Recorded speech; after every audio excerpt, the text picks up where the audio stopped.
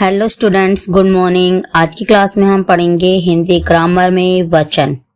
जैसा कि आप इसे शुरुआत से पढ़ते हुए आ रहे हैं, अभी तक कि आपने जितनी भी क्लासेस में पढ़ा है वचन के बारे में, आपने उसमें बस यही जाना है वचन की परिभाषा, एक वचन और बहुवचन, जो कि इसके भेद हैं।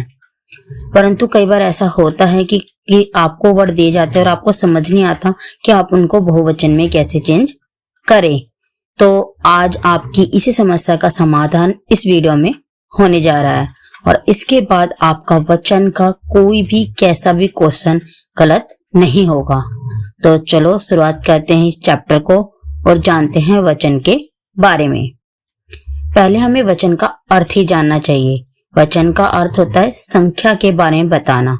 संख्या से याद रखो, जहाँ संख्या की बात हो रही है यानी कि वहां वचन की बात हो रही है कि वो एक है या अनेक। जो ये मैं दो वर्ड बता रही हूँ, एक और अनेक, इसी से आपकी डेफिनेशन तैयार होगी। शब्द के जिस रूप से उसकी एक या अनेक होने का बोध हो उसे वचन कहते हैं। यानी कि जिस शब्द से आपको उसके एक या अनेक होने के बारे में पता चल रहा है उसे कहते हैं वचन।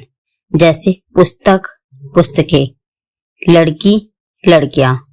आपको दिख रहा है कि लड़की एक है, लड़कियां बहुत सारी हैं। पुस्तक एक है, पुस्तकें बहुत सारी हैं। तो इसे बोलते हैं वचन।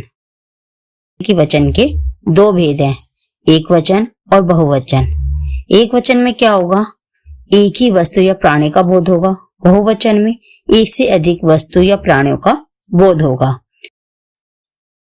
जो ये वीडियो है मेन ये है एक वचन से बहुवचन बनाने के नियमों के बारे में, जिन्हें आप जानकर कभी भी इनमें गलती नहीं कर सकते वचनों में। जब आप एक वचन से बहुवचन बनाते हैं तो उसके लिए दो नियम हैं। पहला नियम है निर्विभक्ति रूप में और दूसरा है सविभक्ति रूप में। अब ये निर्विभक्ति और सविभक्ति होते क्या है, पहले इनको जानते हैं। निर्विभक्ति से याद रखो, निर मतलब नहीं, विभक्ति का मतलब होता है कारक चिन्ह। कारक चिन्ह यानी कि जैसे हम लगाते हैं ना, ने, में, पर, को, से, ये जो वर्ड्स आ रहे हैं इन्हें बोलते हैं कारक चिन्ह।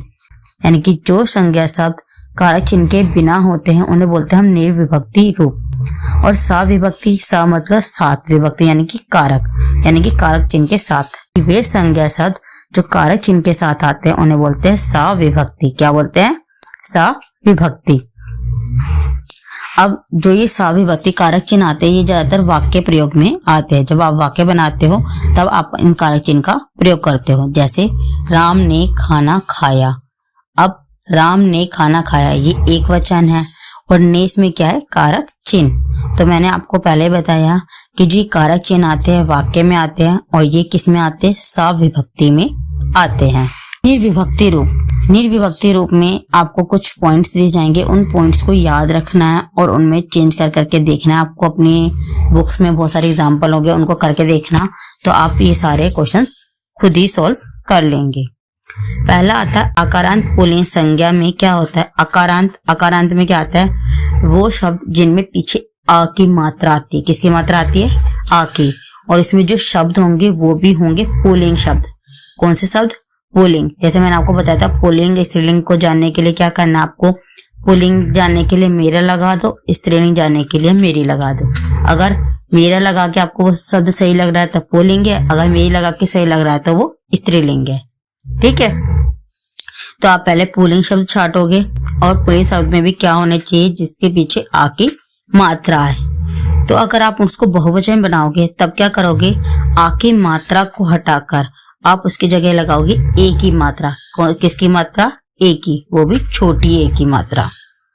जैसे लड़का, लड़का भी क्या है, पुल्लिंग। ये तो सभी जानते हैं पुल्लिंग है, पुल्लिंग संज्ञा है, इसमें पीछे आ की मात्रा आ रही है, तो आपको उस आ की मात्रा को हटा के किसकी मात्रा लगानी है, ए की मात्रा। वो भी कौन सी? ये छोटी ए की मात्रा। तो इसका बहुवचन में क्या शब्द बनेगा? लड़के। तो अब आपको पता चला कि अगर पुल्लिंग संज्ञा अकारांत में है तो आपको क्या करना है, आ की मात्रा को हटाकर ए की मात्रा लगानी है।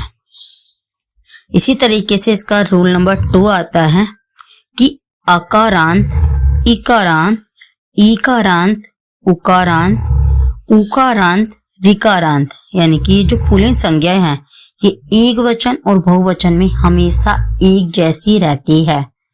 अब आती बात ये अकारांत, इकारांत, ईकारांत, उकारांत, उकारांत, रिकारांत होता क्या है? अकारांत, इकारांत, ईकारांत, उकारांत, उकारांत, रिकारांत, इन सब के एक एग्जांपल दे रही हूँ। जैसे दिन, दिन अगर ना का वर्ण विच्छेद करोगे क्या होगा?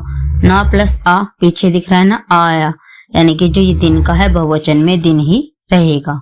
शिक्षक, शिक्षक में क्या आ रहा है? सा पे छोटी की मात्रा आ रही है, ये कौन सा हो गया? इकारांत। तो इकारांत में यानी कि छोटे की मात्रा वाला शब्द भी बहुवचन में सेम रहेगा, शिक्षक का शिक्षक ही रहेगा। इकारांत, इकारांत यानी कि बड़े की मात्रा या बड़ी हो, जैसे भाई, भाई का बहुवचन भी क्या रहेगा? भाई ही रहेगा। अब उकारांत, उकारांत यानी कि छोटों की मात्रा, जैसे साधु, तो साधु का साधु ही रहेगा। उकारांत, उकारांत जैसे भालू, भालू का भालू रहेगा। इसी तरीके से आप अगर आप कोई से भी शब्द बनाओगे तो ये जो वर्ड्स हैं वो हमेशा सेम ही रहेंगे, कभी चेंज नहीं होंगे। अब जो कंफ्यूजन आ रही होगी कि दिन का तो दिनों भी होता है, शिक्षक का शिक्षकों भी होता है, तो आपका ये कंफ्यूजन भी आगे की वीडियो में सॉल्व हो जाएगा। अब आता है थर्ड रूल, अकारांत स्त्रीलिंग संज्ञा। अब कौन सी संज्ञा ढूंढनी है आपको? स्त्रीलिंग संज्ञा, वो भी कौन सी हो? अकारांत। अकारांत यानी कि जिसके पीछे आ हो। तो इसमें क्या करोगे आप? आ को हटाकर ए लगाओगे। क्या लगाओगे? ए, जिसपे चंद्र बिंदु पर लगी हो, ठीक है। और आकारांत, आकारांत मतलब जिसमें पीछे आ की मात्रा हो और शब्द कौन सा हो? स्त्रीलिंग हो। तब क्या करोगे आप? उसमें ए ऊपर जो चंद्र बिंदु है उसे जोड़ दोगे, तब आपका बहुवचन बन जाएगा। जैसे अकारांत स्त्रीलिंग शब्द, स्त्रीलिंग जानने के लिए आप क्या लगाओगे? आगे मेरी। अगर मेरी लग के आपको वो वर्ड सुटेबल लग रहा है तो वो स्त्रीलिंग है। जैसे रात, मेरी रात, यानी कि ये स्त्रीलिंग बन रहा है, तो रात क्या है? स्त्रीलिंग शब्द है। अब ता का वर्ण विच्छेद करो, त प्लस आ, दिख रहा है आ, तो मैंने आपको रूल में क्या बताया था? आ को हटाकर आपको क्या लगाना है? ए ऊपर चंद्र बिंदु। जैसे आपने क्या बनाओगे? रात का राते, ए की मात्रा और साथ में बिंदु। अब आकारांत, आकारांत में जैसे ता, पीछे देख रहे हो ना जब इसका वर्ण विच्छेद करोगे ता का, ता नीचे हलंत प्लस आ, पीछे क्या आया? आ। इसमें क्या करोगे? आ के साथ आप क्या जोड़ोगे? ए, चंद्र बिंदु वाला, जैसे माता का माताएं। अब आता है फोर्थ रूल, इकारांत स्त्रीलिंग संज्ञा में या, यानी कि ऊपर चंद्र बिंदु, तथा इकारांत स्त्रीलिंग संज्ञा में बड़ी ई को पहले छोटी इनवे में कन्वर्ट करना होगा और फिर उसके बाद या लगाएंगे, तब हमारा जो वर्ड बनेगा वो बहुवचन का बनेगा। इसको समझने के लिए आपको क्या देखना है कि ऐसे शब्द देखने हैं जो स्त्रीलिंग में हो और साथ में वो छोटी ई की मात्रा या बड़ी की मात्रा वाले हो, क्योंकि मैंने आपको बताया इकारांत और ईकारांत में क्या अंतर है? छोटे, यानी कि इकारांत उसमें छोटे की मात्रा वाला शब्द आएगा और ईकारांत इसमें बड़े की मात्रा वाला शब्द आएगा। तो जैसे हमने लिया रीति, पहले आप आइडेंटिफाई करो रीति पुल्लिंग है या स्त्रीलिंग। जैसे मेरी रीति, अब मेरी रीति, मेरी लगाया तो आपको यह क्या दिखाइए? स्त्रीलिंग। तो आप क्या करोगे? इसमें छोटी की मात्रा है तो हमें कुछ नहीं करना, बस या चंद्र बिंदु वाला ऐड कर देना है, तो रीति का क्या हो जाएगा? रीतियां। इसी तरीके से इकारांत, इकारांत में भी यानी कि बड़े की मात्रा वाला शब्द, और वो भी कौन सा होना चाहिए? स्त्रीलिंग। जैसे हमने ली साड़ी, साड़ी पे कौन सी मात्रा है? बड़ी की मात्रा आ रही है, ठीक है। अब इसमें क्या करोगे आप? बड़ी की मात्रा को पहले छोटी की मात्रा में कन्वर्ट करोगे, तो आपने लिखा साड़ी और पीछे क्या लगाओगे? फिर छोटी की मात्रा में कन्वर्ट करने के बाद या लगाओगे, तो क्या बन जाएगा? साड़ियां। पांचवें रूल पे आते हैं। अब है उकारांत और उकारांत। उकारांत में इसमें भी क्या देखोगे? स्त्रीलिंग संज्ञा, यानी कि स्त्रीलिंग वाले शब्द और किसकी मात्रा हो? छोटे की और बड़े की मात्रा देखोगे।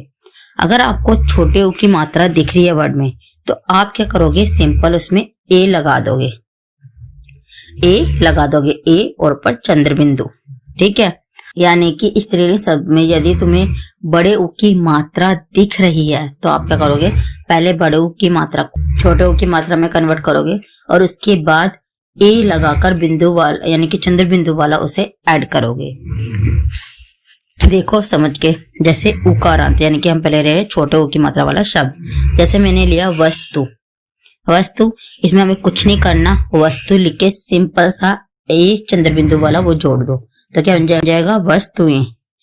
अब उकारांत यानी कि बड़े उ की मात्रा वाला शब्द लो, जैसे मैंने लिया वधु। वधु में बड़े उ की मात्रा है तो मैंने क्या बताया था, बड़े उ की मात्रा को पहले किसमें कन्वर्ट करोगे, छोटे उ की मात्रा, फिर क्या लगाओगे, ए, तो इसका बनेगा वधुएं। वधुएं यानी कि धा पे छोटे की मात्रा, फिर ए और ऊपर चंद्र बिंदु, तो ये बन जाएगा आपका बहुवचन में। अब आते छठे रूल की बात। छठे रूल में क्या होगा, अगर कोई शब्द ऐसा है जिसके एंड में या आ रहा है, क्या आ रहा है, या, और शब्द कौन सा, स्त्रीलिंग संज्ञा में है। शब्द कौन सा, स्त्रीलिंग संज्ञा में है और एंड में क्या आ रहा है, या, तो वहां क्या होगा, सिंपल कुछ नहीं करना, बस ऊपर जाकर चंद्र बिंदु ऐड कर देना है। जैसे चिड़िया, चिड़िया को पहले आइडेंटिफाई करो, ये पुल्लिंग है या स्त्रीलिंग। चिड़िया के आगे क्या लगाओगे, मेरा या मेरी, बताओ क्या लगाओगे, मेरी ना, तो मेरी चिड़िया, तो ये क्या बन गया, स्त्रीलिंग। तो यानी कि इसमें क्या करना है, चिड़िया लिखो, सिंपल सा ऊपर चंद्र बिंदु लगा दो, बन गया चिड़िया। तो ये अभी तक हमने बात की थी निर्विभक्ति रूप की। अब हम करेंगे सविभक्ति रूप की बात। सविभक्ति में ध्यान रखना है आपको, निर्विभक्ति रूप से बहुवचन बने किसी संज्ञा के साथ कोई कारक चिन्ह आता है तो ऐसी जो संज्ञा बनेगी उसमें ओ या यो का प्रयोग करते हैं। जैसे आपने अभी बात की थी ना, पहले सोचा होगा दिन का तो दिनो भी होता है, साधु का साधु होता है, तो वो बात अब आपकी यहाँ होती है क्लियर, कि अगर तुमने निर्विभक्ति में कोई ऐसा शब्द बनाया जो बहुवचन में है तो अब उनके साथ आप क्या करोगे, कारक चिन्ह लगाओगे, तो वो बन जाएगी आपकी सविभक्ति। तो इनको जब तुम बहुवचन में बनाओगे तो आपका बनेगा, आप लगाओगे ओ या यो। अब ये ध्यान रखना, यो का प्रयोग ज्यादातर ईकारांत और ईकारांत में होता है। अगर आप कोई सा भी ऐसा शब्द देख रहे जिसमें छोटी की मात्रा और बड़ी की मात्रा आ रही है तो आप क्या करोगे, उसमें या लगाकर तो छोटे ओ की मात्रा और बिंदु लगाओगे। इसमें ये ध्यान रखना, बिंदु और छोटे ओ की मात्रा लगानी बहुत जरूरी है। अगर आप बिंदु लगाना बोलते हो तब भी आपका क्वेश्चन गलत हो जाएगा। अब बाकी सब में आप बिना सोचे समझे ओ लगा सकते हो।